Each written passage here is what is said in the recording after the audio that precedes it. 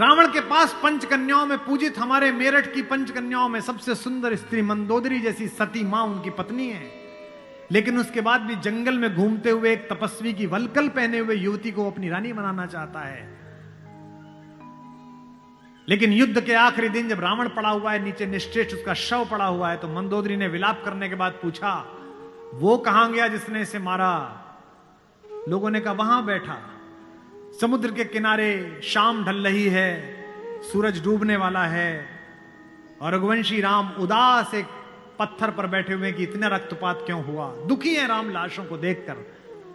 मंदोदरी गई, कमांडो खड़े हुए हैं उनको रोकने के लिए, लेकिन देखा कि माता मंदोदरी आ रही है तो पुलिस वाले हट गए, वानर हट गए, पीछे से पहुंची। चिंताग्रस्त राम ने अचानक एक स्त्री की छाया देखी जो पैर के आसपास आ रही है। राम सचेत होकर उठे और पलटकर कहा कि देवी मैं आपको प्रणाम करता हूं, इस निर्जन रण क्षेत्र में आप कौन हैं?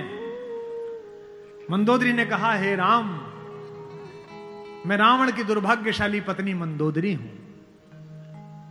राम ने कहा, मां मैं आपसे क्षमा चाहता हूं, आपका पति बड़ा तेजस्वी था, महाज्ञानी था, उच्च कुल में पैदा हुआ था, ब्रह्मा का वंशज था, लेकिन उसने अनीति की थी इसलिए मुझे उसको मारना पड़ा। मैं आपके इस शोक के लिए क्षमा चाहता हूं। मंदोदरी ने कहा, मैं इसलिए नहीं आई कि मैं तुम्हें कोसूं। राम ने पूछा, फिर किस लिए आई मां?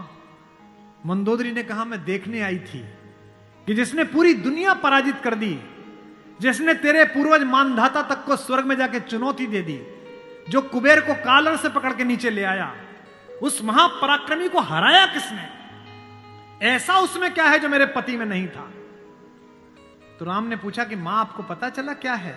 बोले हां पता चल गया, आने से पहले ही पता चल गया। राम ने पूछा क्या अंतर है? बोले राम, एक मेरा पति था जो मेरी जैसी सुदर्शना होते हुए भी तेरी पत्नी चाहता था, एक तू है कि पीठ पर से भी परिस्त्री की छाया पड़ी है तो उठकर खड़ा हो गया है, ये उसमें तुझ में अंतर है।